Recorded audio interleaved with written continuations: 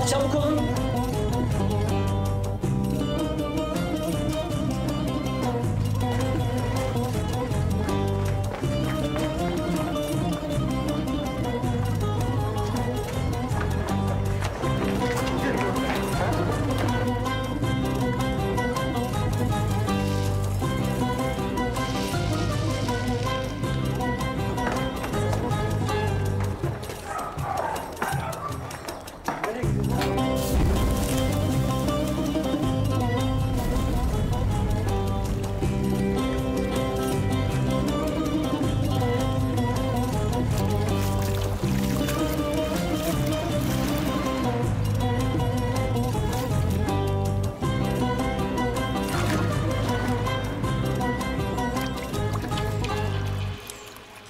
Mübarek bayram gününde anne babamız başta olmak üzere sevdiklerimizi sevindirelim.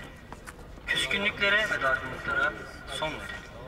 Kine, öfkeye, hasede ve fesata sırtımızı dönerek birbirimize sarılalım. Bizleri bayrama ulaştıran bir Rabbimize sonsuz Bayram mübarek olsun baba. Bayramımız mübarek olsun. Nice bayramlara inşallah. İyi bayramlar.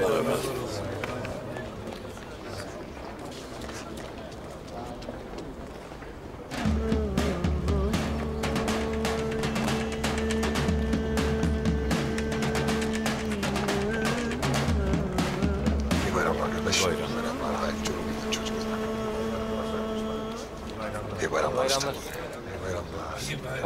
İyi bayramlar. Bayram mübarek olsun. Ahmet, bayram mübarek olsun. Hele hele hele. Bayramınız mübarek ola.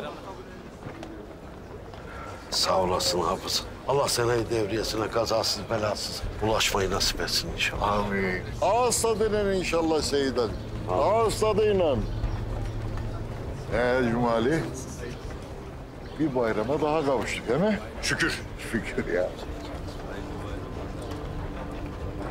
Allah kabul etsin. Adetinizi yerine getirmişsiniz maşallah. Görevimiz hafız. Paylaşmadan bayram olmaz. Böyle. Allah ağzımızın tadını bozmasın inşallah. Amin. Amin. Allah ikramınızı kabul buyursun. Lakin sadakanın en büyüğü selamlaşmak.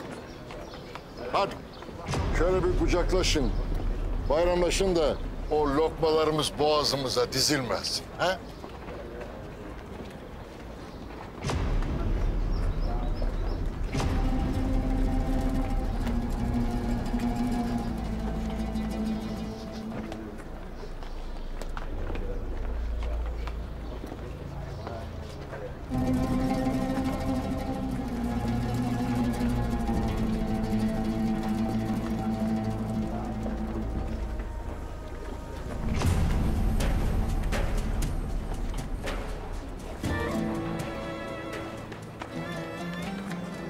Hafız,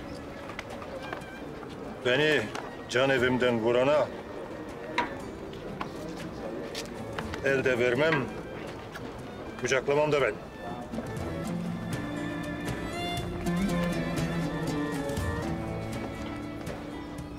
Ayıp olmuyor mu ettiğin Cumali amca? Herkes kendi ayıbına bakacak. Mithat. Ne yapayım Mithat? Kendine gel. Ayıp olmayayım babamın yanında. Kusura kalma. Yok. Ne kusuru hafız? Kusur da bizim.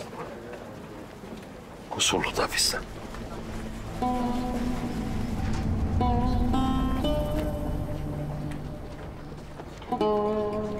Haydi. Haydi.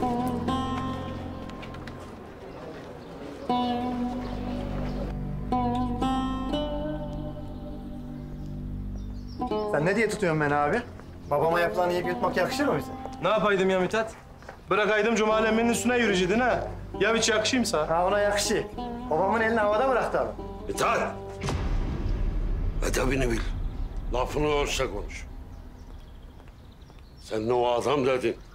Benim çocukluğum, gençliğim. Ama baba... De hadi! Konakta kurbanı bekliyor. Aha. Haydi. Haydi.